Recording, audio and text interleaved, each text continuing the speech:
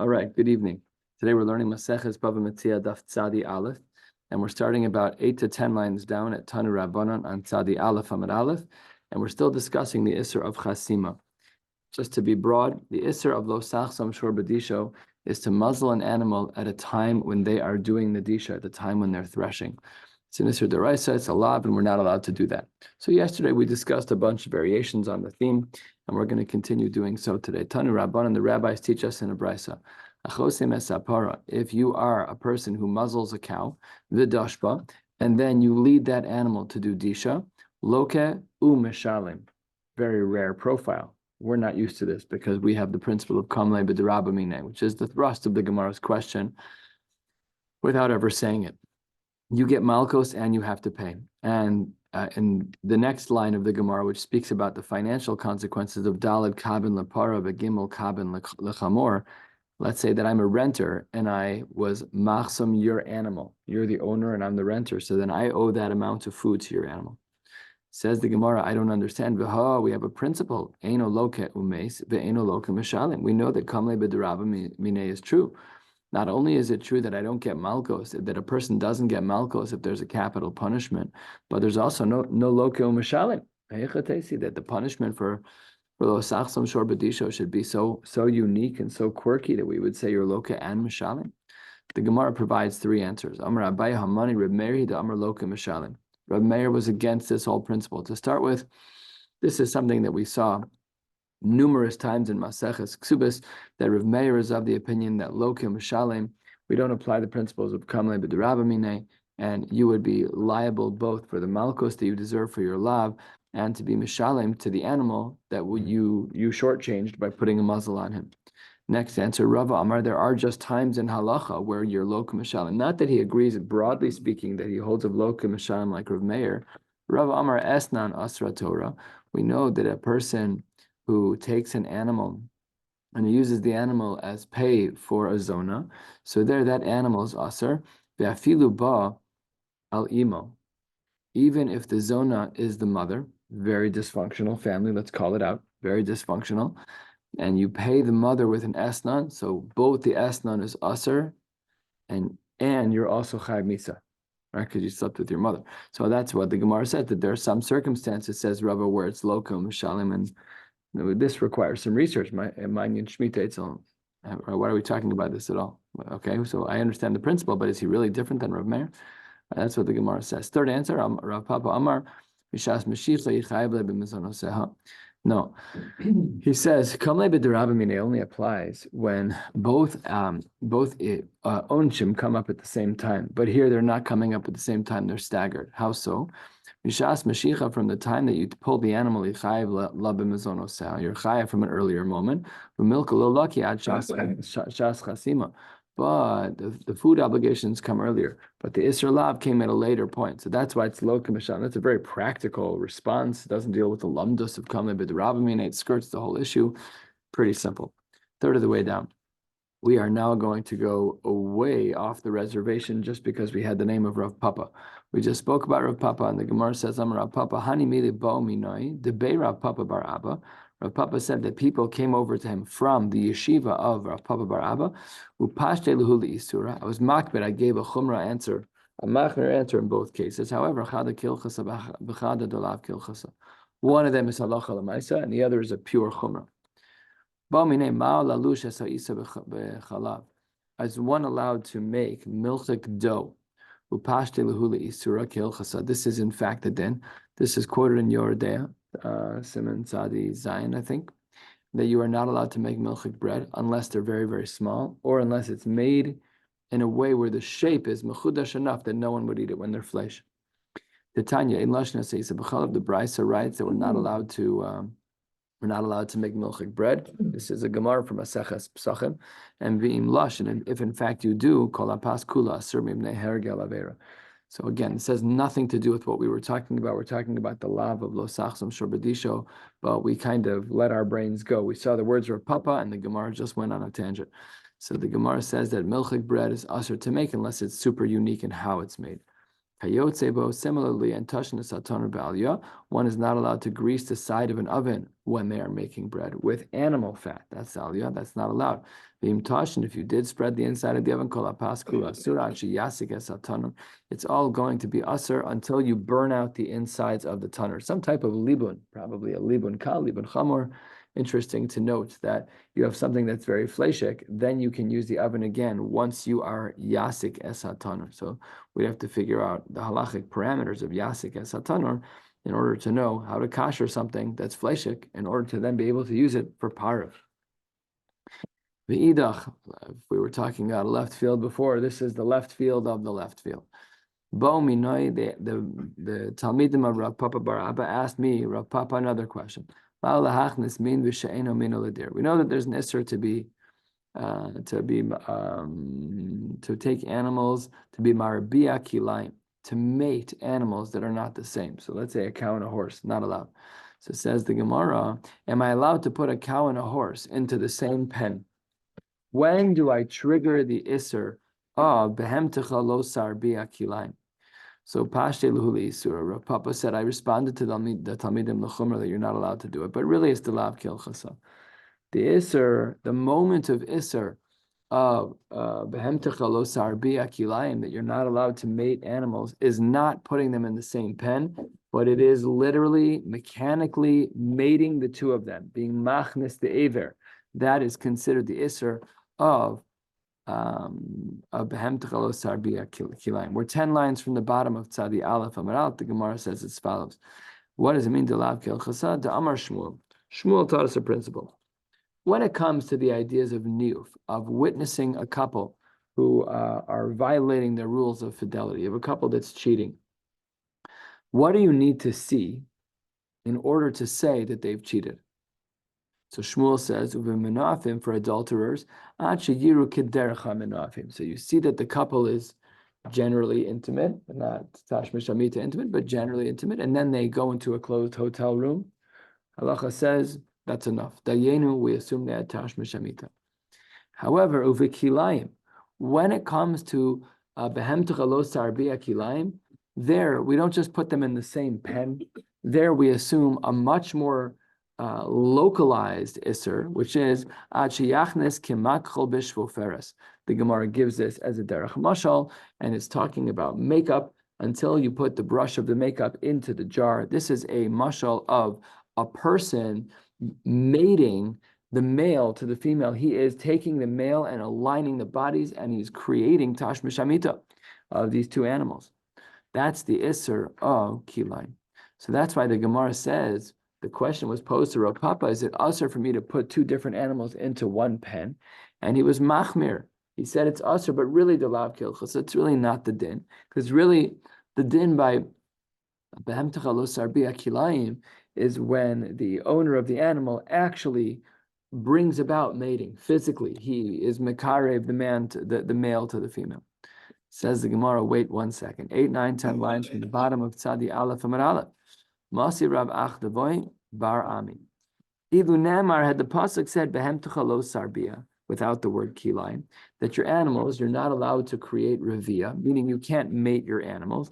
Haisi Omer, I might have thought that the din was that lo yochaz adam habehema, that the owner is not allowed to hold the female animal in place. B'shasha ola Allah zachar. I might have thought that the isser, without the word kilayim, I might have thought that the mating isser of what the pasuk said, behem techalo sarbiya, is to hold the female so that she doesn't move away when the zachar is ole aleha.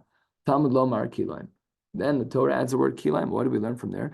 Lab michlal de kilayim achiza namilo. Wouldn't we learn that the isser by kilayim is also just holding the animal, holding the female animal, and enabling the male to mount the animal for tash b'shamita? Maybe that should be the isra of kilayim. Says the Gemara, no. My achiza hachnasa. When we say achiza, it's a lashon me'alya. That's what the Gemara is going to say in a moment.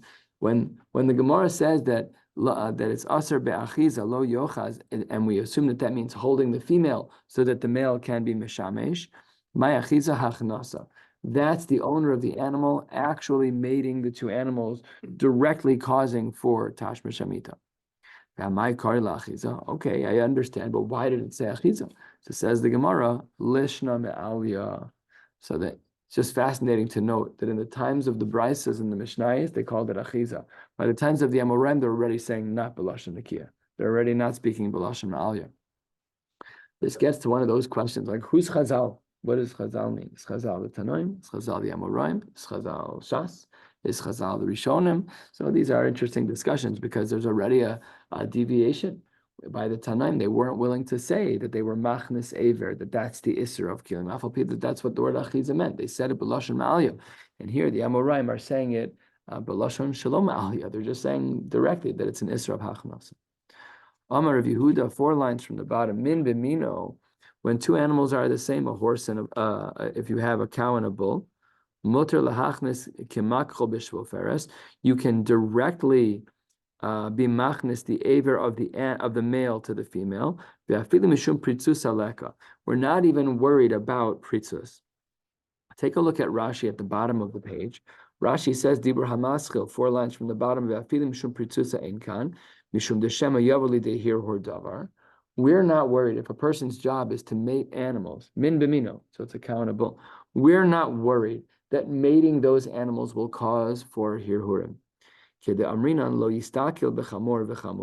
One should not watch a male and female chamor, male female pig,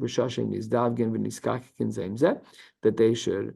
There's an isser. So I think this is actually quoted in Shulchan Aruch. That's usser to watch animals being mishamish mitasim. That could be a gorem. That's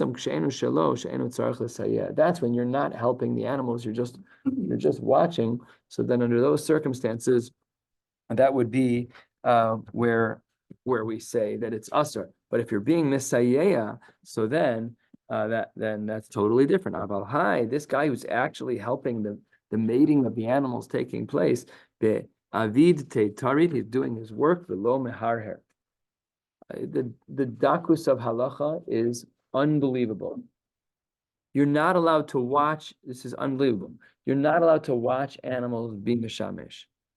But if it's min b'mino, you could literally mate them by taking the aver of the male and being machneset to the aver. If it's min b'mino and you're helping. It's yours. Yeah. Pashut. We're saying you're responsible. If it's your work, it's probably even more accurate. And that's correct. The Gemara then asks this question as well. My time, why do we not have a concern about pritzusa? Why do we not have a concern about hirhurim? Because be'avid teitarid. All right, let me ask you a shayla. Let's say he does have hirhurim. So then it becomes usher for you. That's a problem. You can't put yourself in a situation of intentional hirhurim. That's usher. Maybe even an usher deraisa. That's the Gemara in Avodah Zarah. The pasuk says, V'nishmarta mikol davara. Pasuk says that one should protect themselves from all bad things. And the drasha and the Gemara there says, Shelo yaharher adam b'yom v'yavoli dekar b'layla. And there the Rishonim are done, whether there's a classical Isser de'oraisa to have inappropriate thoughts. Unbelievable. The discipline of being a male, of being a fruma male in a modern world. It's like they used to say about the Vilna Gaon. He used to read significant chunks of the Mesilas Yesharim before he'd go to the shuk, just to make sure he had Shmiras Eiman. Halavai. Halavai. That's a wonderful level to be at. I don't know too many people who are like that. That's what the Gemara says, and therefore, Ladina, if we stop here and we pause, we would say that the standards are as follows. When we have to assess if the 2 human beings have mated inappropriately, we don't have to see them actually having tashmish amita. We look at the context. If they're very touchy-feely and they go into a private room, we assume they have tashmish amita. However, the isra of behem tuchalo sarbiya kilayim, that's only true when the person who's being misayeya, the person who's working, is machnis aver of one to the other. Now, for animals that are min b'mino, that's mutter. For animals that are bikilayim, that is an isra d'oraisa, the machnis. But the Gemara's initial question by Rav Papa was, is it allowed to put the horse and the cow in the same pen? And he said it's not. But he was being machmir openly. He said he was being machmir. That's not the din. The isra of behem techalo sarbeya kilayim is only actual gram, only an actual cause of tashmish amita. Last line of Tzadi Aleph Amud Aleph, Masiv Rav Achtaboy Bar Ami. Turning to the top of Tzadi Aleph Amud Beis, we'll be going to the Mishnah on the top of Daf Tzadi Beis Amud Aleph. As you can tell, it's a smoother flowing Gemara than some of the harder Gemaras that we've had, but we are not done yet, so let's jump right back in. Another brisa. Ilu Ne'emar, if the pasuk had said, again, this is a replica, almost a replica of what we saw earlier. Ilu Ne'emar behemtecha lo sarbia. If it would have been the case that I would have only had the words in the pasuk of behemtecha lo sarbia without the word kilayim. Ha'isi omer, like we saw earlier, lo yochaz adam es habehema, that a man is not allowed to hold the female in place, so that the male animal can be mishamesh mitasa. That's what I would have thought. Tamalomar kilayim. Kilayim huda aser. Only by kilayim is there such an iser. Hamin b'mino shari. That implies that with animals of the same min, so let's say a cow and a bull, no problem, you can mate those animals.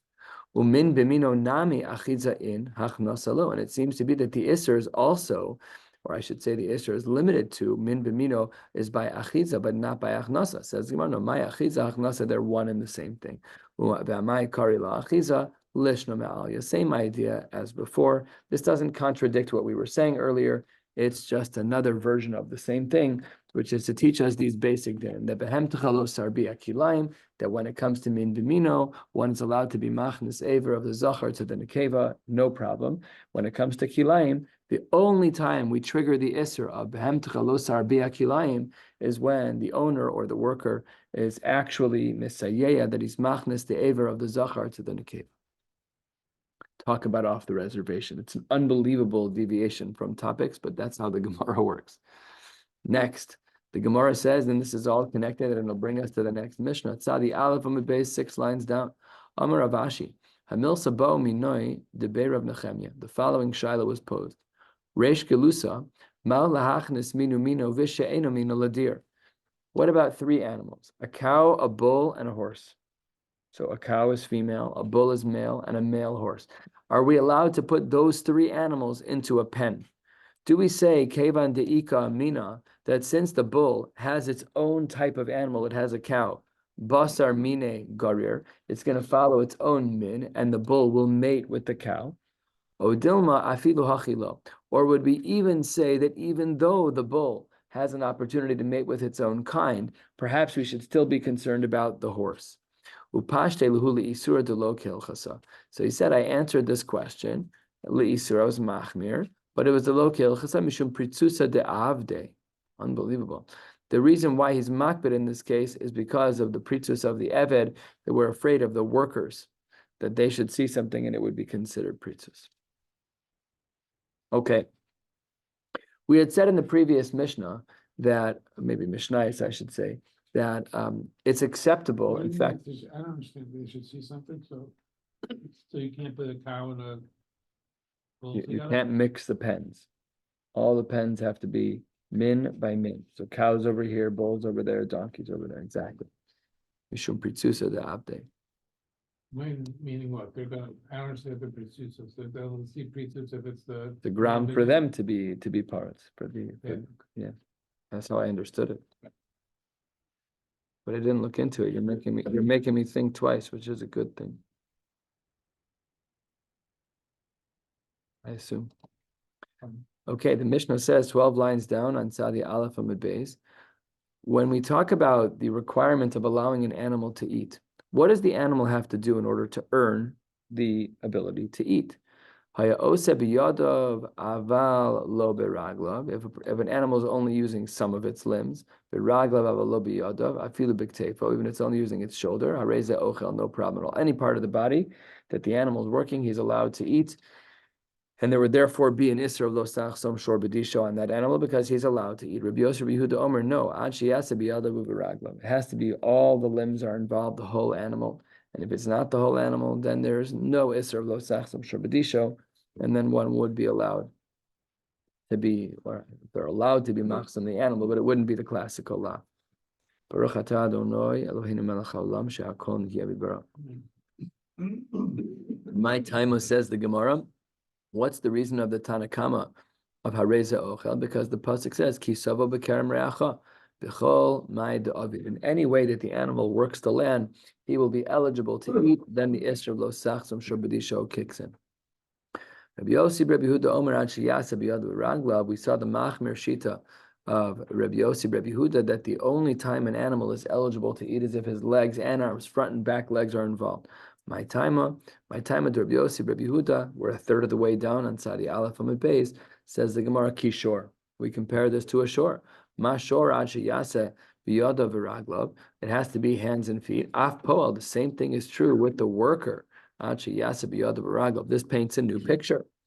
When we say that an animal is allowed to benefit, what about a worker? So really, that's what's going on in our Mishnah. That our Mishnah is talking about an Eved.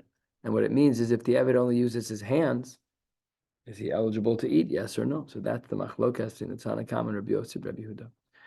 The Gemara says, Boy Rabba Bar Huna. What if I'm not using the classical animals like cows and chamors? What if I'm using birds? According to Rabbi Yossi, Rabbi Yehuda, who needs yada v'raglav, what would the din be?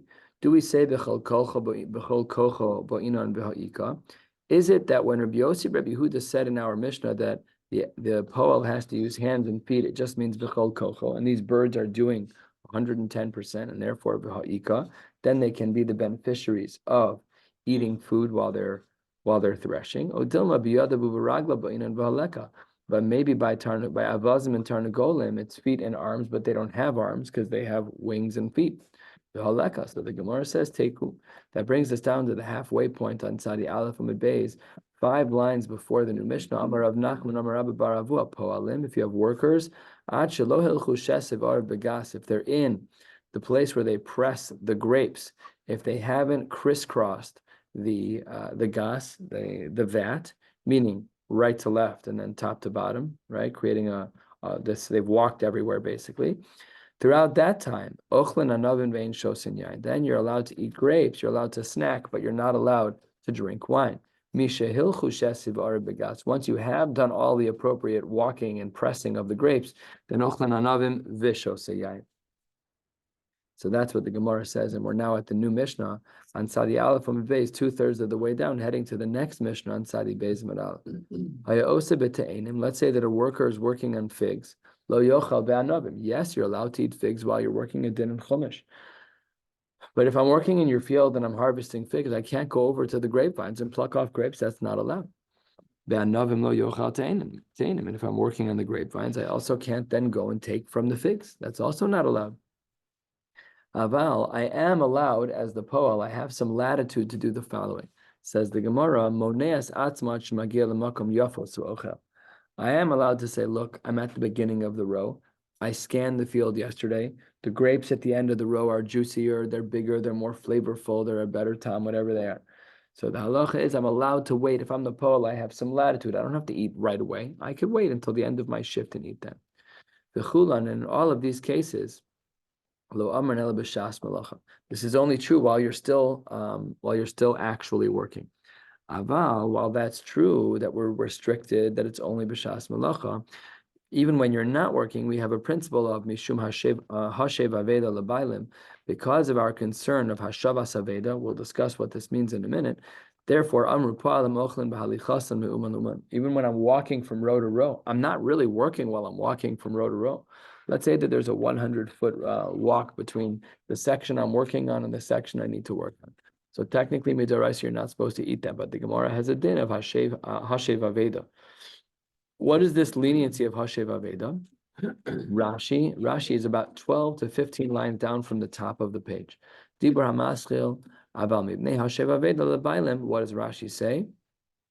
Shel yavatel mimalachto v'yochel. We don't want you to lose out on your working.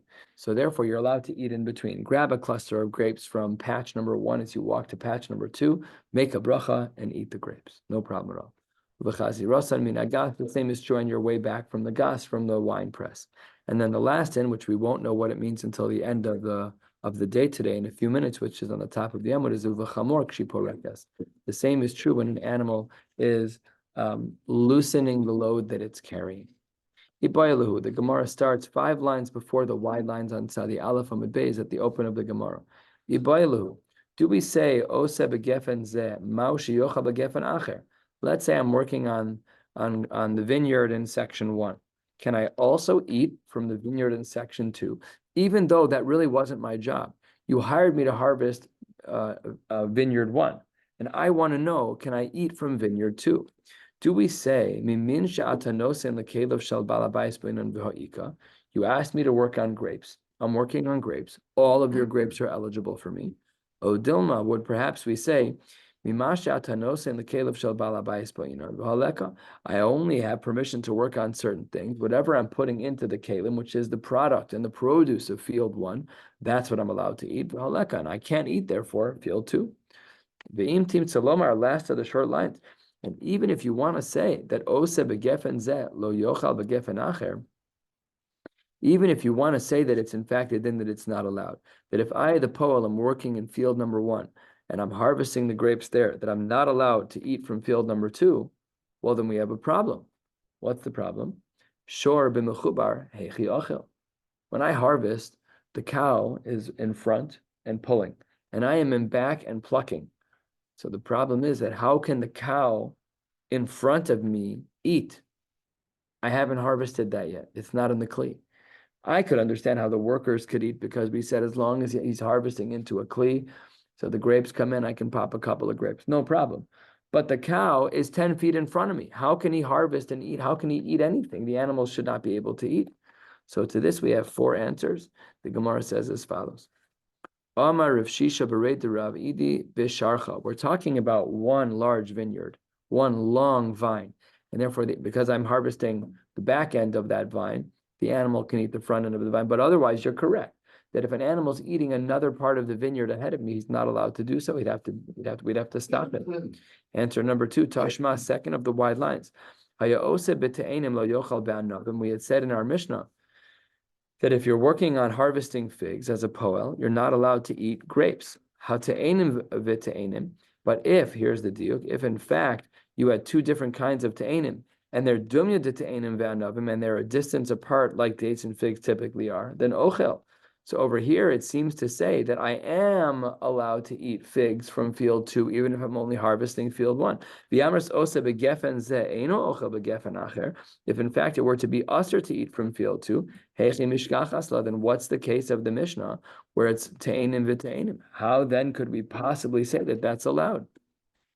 So the Gemara says, you're right. Amar Rav Shisha bereit Rav Idi b'mudle.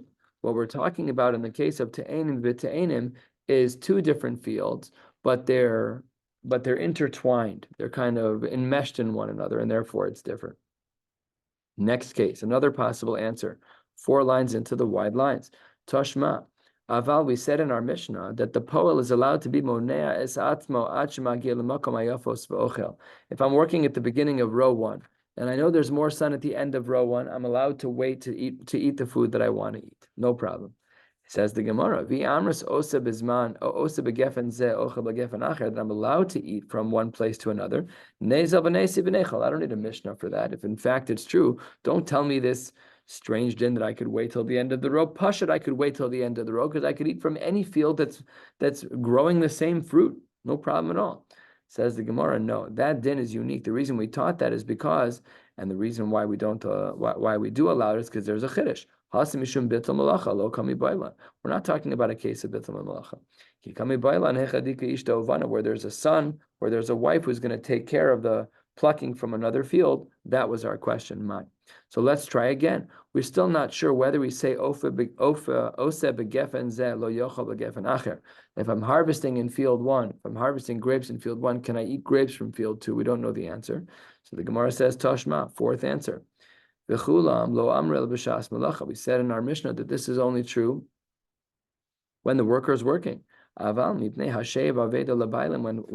poel is walking from field to field, there we do allow it. And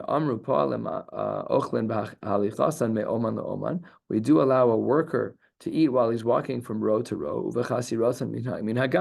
and even while he's walking back from the wine press. Now, Savrua, based on this, we would have thought one of 2 things. And here's approach number 1. We might have thought, Mahalach is ke'osa maisadami. look, we're employees. When I walk from meeting 1 to meeting 2, am I working? If I walk from field 1 to field 2, am I working? Not really. If I'm a moel, I'm in the car between 2. I'm not actually doing my ASEC. I'm traveling to my ASEC, but that's not actual work. So our bosses in modern America would say, okay, it's just the only way to get to where you got to go. If I tell my boss I have to fly from Chicago to New York to see him, but Pasha, that's the only way to do that. What do you want me to do? That's my job for that day. I'll just ask it in halachic terms. If I'm on an airplane during business hours, do I have to work? Or is it traveling my working? Shaila's in Choshen Mishpat. Is that stealing if I decide to watch a movie? So that's fascinating. So the Gemara says over here, Savruha, the first approach over here, 8 lines from the bottom, is Mahalach Ka'osam Maisadami. When you're walking from row to row, it's as though you're doing your work. And therefore, Mishum Hashev Aveda Labailim Huda'achel, you're allowed to eat because we don't want you to waste your time. What does that mean? That Midoraisa Lo Achil, really, technically, you should not be able to eat. Alma, Osa Gefen Zeh, Eino Ochel Gefen Acher. It seems that we have an answer that if you're working in field number 1, seemingly you should not be able to benefit from field number 2. So maybe we have our answer. The Gemara says, Lo, Olam Eimalach, Osa Begefen Zeh, Ochel Begefen Acher. Perhaps, according to this approach, we could flip it on its head and say you are allowed to eat from field number 2. I disagree with your premise. Really, when you're walking from one field to another, you are not doing your work. Anika da'amre, some say this in the exact opposite direction. 4 lines from the bottom. Savruha, mahalach lav ka'osam maisadami. Perhaps we should say that walking is not like doing an action. V'hainu taima, d'midoraisa lo achil. And because of that, on a Torah level, you're not allowed to eat the food. But we do have a heter to eat the food because of hashev, as we'll see in a minute. Mishum de lav ka'osam maisadami. You're not really doing any work. But what is implied? Ha'osa maisa, if in fact you were doing a maisa that was your work, then achil midoraisa, you're allowed to eat. Alma, what does that teach us? Osa begefen zeh, ochel begefen acher. So here we seem to have a raya that we are allowed to eat from field number 2. Here too, bottom line, the Gemara rejects this and said, Lola, olamei malach osa begefen zeh, eino ochel begefen acher. Mahalech, turning to the top of Tzadi Beis and Aleph, mahalech ka'osa maisa dami. L'maisa, we're just not sure. We don't know if a worker is who is working in field 1, Pashut, he could eat from field 1. Can he also eat from field 2?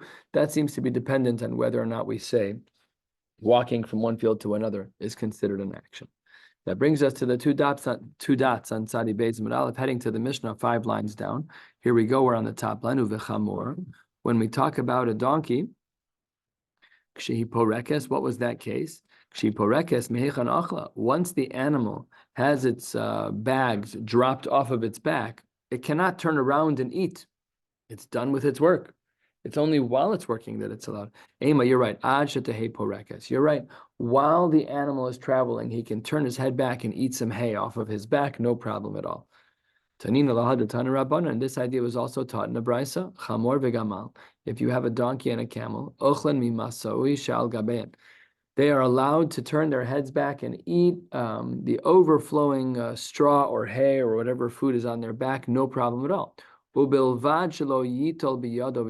However, if you are renting these animals and you're the rider, you're the one who's moving the animals, you're not allowed to feed them biyadayim because it's not your food. But the animal is allowed to eat on his own. That was the din in the Mishnah of uvechamor kshiporekes. It means that while the animal is traveling, it is still allowed to eat its food.